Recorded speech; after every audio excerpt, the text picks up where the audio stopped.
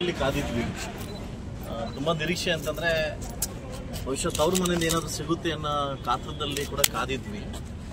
ಮಾನ್ಯ ಸಿದ್ದರಾಮಯ್ಯ ಸಾಹೇಬರು ಮಾತು ಕೊಟ್ಟಿನ ಪ್ರಕಾರವಾಗಿ ಮಾತು ಕೊಟ್ಟಿದ್ರು. ಅವ್ರು ನಿಮಗೆ ಮೆಡಿಕಲ್ ಕಾಲೇಜ್ ಕೊಡ್ತೀವಿ ಅಂತ ಮಾತು ಕೊಟ್ಟಿದ್ರು. ಬಟ್ ಈ ರೀತಿ ಕೊಡ್ತಾರೆ ಅಂತ ನಂಗೆ ಗೊತ್ತಿರಲಿಲ್ಲ. ನಮ್ಮದು ಇವರು ಖಾಸಗಿ ಸಹಭಾಗಿತ್ವದಲ್ಲಿ ಅಂತಂದರೆ ಗೌರ್ಮೆಂಟ್ ಲ್ಯಾಂಡ್ ನಮ್ಮದು, ಯಾರೋ ಖಾಸಗಿ ಒಂದು ಕಾಲೇಜ್ ಕಟ್ಟೋದು ಇದೊಂಥರ ದುರಂತ ಅಂತ ಹೇಳೋದು. ಇದು ಪುತ್ತೂರಲ್ಲಿ ತಾವೇನು ಕೊಟ್ಟಿದ್ದೀರಿ, ಬೇರೆ ಕಡೆ ನನಗೆ 2 ಕೊಟ್ಟಿದ್ದೀರಿ, ಅದೇ ಥರ ನಮಗೂ ಕೊಡ್ಬೋದಿತ್ತು. ತುಂಬ ಅವಶ್ಯಕತೆ ಇತ್ತು ನಮಗೆ ಮೆಡಿಕಲ್ ಕಾಲೇಜ್ ಅನ್ನೋದು, ತುಂಬ ಅವಶ್ಯಕತೆ ಇತ್ತು. ಕೋಲಾರ ಜಿಲ್ಲೆಯಲ್ಲಿ ಒಂದೇ ಒಂದು ಮೆಡಿಕಲ್ ಕಾಲೇಜ್ ದೇವರಾಜ ಮೆಡಿಕಲ್, ತುಂಬ ಅದು ಯಾವ ಮಟ್ಟಕ್ಕೆ ಹೋಗಿದೆ ಅಂತಂದರೆ ಅದೊಂದು ದೊಡ್ಡ ಮಟ್ಟಕ್ಕೆ ದುರಂತ ಆಗಿದೆ. ಬಹುಶಃ ನಮಗೆ ಗೌರ್ಮೆಂಟ್ ಒಂದು ಮೆಡಿಕಲ್ ಕಾಲೇಜ್ ಅವಶ್ಯಕತೆ ಇತ್ತು.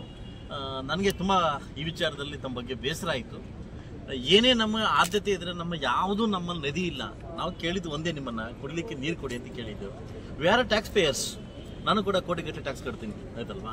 ಇವತ್ತು ನಾವೆಲ್ಲ ಟ್ಯಾಕ್ಸ್ ಕಟ್ತೀವಿ. ಬಟ್ ಯಾಕೆ ನಮ್ಮನ್ನು ಇಷ್ಟೊಂದು ತಿರಸ್ಕಾರವಾಗಿ ನೋಡ್ತಿದ್ದೀನಿ ಅಂತ ಕೂಡ ಅರ್ಥ ಆಗ್ತಾ ಇಲ್ಲ. ಕೋಲಾರ ಜಿಲ್ಲೆಗೆ ತಾವೇನು ಕೊಟ್ಟಿಲ್ಲ, ಶೂನ್ಯ. ಎಲ್ಲೋ ಒಂದು ಕಡೆ ಮಾಲೂರಲ್ಲಿ ಒಂದು ಹಾಸ್ಪಿಟಲ್ ಬಿಟ್ಟರೆ ಇದೊಂದು ಮೆಡಿಕಲ್ ಖಾಸಗಿ ಸಹಭಾಗತ್ವದಲ್ಲಿ ಎಷ್ಟು ಚೆನ್ನಾಗಿದೆ ವರ್ಡ್ ಅಂತಂದರೆ, ಖಾಸಗಿ ಸಹಭಾಗತ್ವದಲ್ಲಿ ಅಂದರೆ ಗೌರ್ಮೆಂಟ್ ಲ್ಯಾಂಡು ಬೇರೆ ಯಾರು ಕಟ್ಟೋದು ಅದಲ್ವಾ? ಇದೊಂಥರ ನನಗೊಂಥರ ಬಹುಶಃ ಗೊತ್ತಿಲ್ಲ ಯಾರು ಇದ್ದಾರೆ ಅಂತ, ಇದರಿಂದ ಯಾರಿದ್ದಾರೆ ಅಂತ ಗೊತ್ತಿಲ್ಲ. ಸಂತೋಷಕರವಾಗತಕ್ಕಂಥ ಸನ್ನಿಧಿ ಅಂತ ಸನ್ನಿವೇಶ ಅಂತಲ್ಲ. ಇನ್ನು ಮುಳುಬಾಗಲು ಬಿಡಿಗಾಸು ಕೂಡ ಕೊಟ್ಟಿಲ್ಲ. ನಾನು ಒಂದೇ ಮಾತಾಡೋದು, 224 ಕ್ಷೇತ್ರ ಕೂಡ ನನ್ನ ಕ್ಷೇತ್ರ ಕೂಡ ಹೊಂದಿದೆ. ನಾನು ಕೂಡ ಪ್ರಜಾಪ್ರಭುತ್ವದಲ್ಲಿ ಶಾಸಕನಾಗಿದ್ದೀನಿ. ಒಂದು ನಿರೀಕ್ಷೆಯಲ್ಲಿದ್ದೆ. ನಾನು ಕೂಡ ಒಂದು ಗ್ರಾಮೀಣ ಭಾಗದಲ್ಲಿ ಒಂದು ಇದು ಕೇಳಿದ್ದೆ, ನಿಮ್ಮ ಕ್ರೀಡಾಂಗಣ ಕೇಳಿದ್ದೆ, ಕೊಡ್ತೀನಿ ಅಂತ ಕೂಡ ಹೇಳಿದ್ದೆ ನೀವು. ಅದು ನನಗೆ ಒಂಥರ ಬೇಸರ ಆಯಿತು. ಏನೋ ನನ್ನ ಮಗನ ಮದುವೆಗೋಸ್ಕರ ಏನು ಕೇಳಿಲ್ಲ. ಇವತ್ತು ನಮಗೆ ಒಂದು ನಾಚಿಕೆ ಅಂದರೆ ನಮ್ಮಲ್ಲಿ ಎಲ್ಲೂ ಕ್ರೀಡಾಂಗಣ ಇಲ್ಲ. 1 ಎಕರೆ ಬಿಟ್ಟರೆ ಎಲ್ಲೂ ಕ್ರೀಡಾಂಗಣ ಇಲ್ಲ.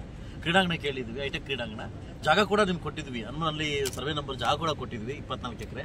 ಅದು ಹುಸಿ ಆಯಿತು. ನೋಡೋಣ, ಯಾವುದೇ ಸರ್ಕಾರ ಬಂದರೂ ನಮ್ಗೆ ಇದೇ ರೀತಿ ಮೋಸ ಆಗ್ತದೆ. ನಾವು ಜನ ಎಚ್ಚೆತ್ಕೊಳ್ತಕ್ಕಂಥ ದಿನಸಗಳು ತುಂಬ ಬಂದಿದೆ ಅದಲ್ವಾ? ಎಚ್ಚೆತ್ಕೊಬೇಕಾಗುತ್ತೆ. ಬಹುಶಃ ಇದು ಮೈಸೂರು ಮತ್ತು ನನಗೆ ಗೊತ್ತಿದ್ದ ಮಟ್ಟಿಗೆ, ನಾನು ಕೂಡ ಬೆಳಗಿಂದ ಸಾಯಂಕಾಲ ತನಕ ತಮ್ಮ ಬುಕ್ಕನ್ನು ಓದ್ತಾ ಇದ್ದೆ. ಮೈಸೂರಿಗೆ ಮತ್ತು ದಕ್ಷಿಣ ಕನ್ನಡಕ್ಕೆ ಮಾತ್ರ ಸೀಮಿತ ಆಯಿತು ಏನು ಈ ಒಂದು ಬಜೆಟ್. ಮೈಸೂರು ದಕ್ಷಿಣ ಕನ್ನಡ, ಮೈಸೂರು ದಕ್ಷಿಣ ಕನ್ನಡ. ಇವತ್ತು ಸುಮಾರು ಒಂದು 47 ಪ್ರೋಗ್ರಾಮ್ಗಳನ್ನ ನೀವು ಮೈಸೂರು ಭಾಗ ಕೊಟ್ಟಿದ್ದೀರಿ ಅದಲ್ವಾ? ಅದು ಖಂಡಿತವಾಗ್ಲೂ ಇಲ್ಲಿ ನಿಮ್ಮ ತವರು ಜಿಲ್ಲೆ ಕೊಡ್ಬೋದು ಕೊಟ್ಟಿದ್ವಿ. ಬಟ್ ಎಲ್ಲ ಮಕ್ಕಳನ್ನು ಒಂದೇ ರೀತಿ ನೋಡ್ತೀರ ಅಂತ ಅನ್ಕೊಂಡಿದ್ವಿ. ಖಂಡಿತ ಅದು ಎಲ್ಲೋ ಒಂದು ಕಡೆ ಹುಸಿ ಆಯಿತು. ಒಬ್ಬ ಶಾಸಕನಾಗಿ ಏನೂ ಮಾಡೋಕ್ಕಾಗ್ತಿಲ್ಲ ಅನ್ನೋ ಒಂದು ನೋವಿನ ಮಾತಾಡ್ತಾ ಇದ್ದೀನಿ. ಮುಂದಿನ ದಿವಸ ಅದು ಎಚ್ಚೆತ್ಕೊಂಡು ನನ್ನ ಮುಳುಬಾಗಲ ಬಗ್ಗೆ ಕಣ್ಣಾಯಿಸ್ತೀರ ಅಂತ ನನಗೆ ಒಂದು ಭರವಸೆ ಇದೆ. ಜಿಲ್ಲೆಯಲ್ಲಿ ಏನು ಕಾಲೇಜ್ ಕೊಟ್ಟರು ಅದನ್ನೇ ದೊಡ್ಡ ಮಟ್ಟದಲ್ಲಿ ಒಂದು ಜಯಕೋಶ ನನಗೊಂಥರ ನಾಚಿಕೆಡಾಯಿತು. ಅದು ನನಗೂ ಗೊತ್ತಾಯ್ತು, ಪಟಾಕಿ ಹೆಚ್ಚಿದ್ರು ಓಕೆ ಇಲ್ಲ ಅಂತ ಹೇಳ್ತಾ ಇಲ್ಲ. ಅದು ಕೆಳಗಡೆ ಅದನ್ನು ಹೇಳ್ತೀನಿ, ಒಳ್ಳೇದಾಯಿತು. ಬಟ್ ಅದ್ರ ಬಗ್ಗೆ ನೀವು ತಾವು ಅರ್ಥ ಮಾಡ್ಕೋಬೇಕು. ನನಗೂ ನಿಜವಾಗ್ಲೂ ಹೇಳ್ತಾ ಇದ್ದೀನಿ, ನನ್ನ ಮುಳುಬಾಗಲ ಆಂಜನೇಯ ಸ್ವಾಮಿ ಹೇಳ್ತಾ ಇದ್ದೀನಿ. ಬಹುಶಃ ನೀವು ಮೆಡಿಕಲ್ ಕಾಲೇಜು ಫುಲ್ ಗೌರ್ಮೆಂಟ್ ಇದು ಕೊಟ್ಬಿಟ್ರೆ ಶುಭಾಶಯಗಳು, ಮಾನ್ಯ ಮುಖ್ಯಮಂತ್ರಿ ಶುಭಾಶಯಗಳು ನಾನು ಕೊಡ್ತಾ ಇದ್ದೆ ಕಟೌಟ್ ಆಗಿ. ಅದೇನೇ ಆಗಿರಲಿ, ನಾನು ಬೇರೆ ಪಕ್ಷದನಾಗಿರಲಿ, ನಾನು ಕೊಡ್ತಾ ಇದ್ದೆ. ಎಲ್ಲೋ ಒಂದು ಕಡೆ ಅದು ನೋವಾಯ್ತು ನನಗೆ. ಏನಂದರೆ ನೀವು ಅಲ್ಲಿ ಫುಲ್ಲು ಆರ್ಟಿಕಲ್ ಓದಿಲ್ಲ, ಅಧಿವೇಶನ 3ರಲ್ಲಿ ಇಟ್ಟಿದ್ದಾರೆ ಪಾಯಿಂಟ್. ನಾನು ಓದಿದೆ, ಮತ್ತು 3 ಪಾಯಿಂಟ್ ತೆಗೆದು ಓದಿದೆ. ಅದರಲ್ಲಿ 3ನೇ ಪಾಯಿಂಟ್ ಓದಿದಾಗ ಸಹಕಾರಿ ಲ್ಯಾಂಡು ನಮ್ಮದು, ಲ್ಯಾಂಡು ಗೌರ್ಮೆಂಟ್ ಲ್ಯಾಂಡು ಯಾರಿಗೋ ಖಾಸಗಿ ಒಂದು ಕೊಟ್ಟು ಗೌರ್ಮೆಂಟ್ ಹಾಸ್ಪಿಟಲ್ ಕಟ್ಟೋದು, ಅಂದರೆ ಕಾಲೇಜ್ ಕಟ್ಟೋದು.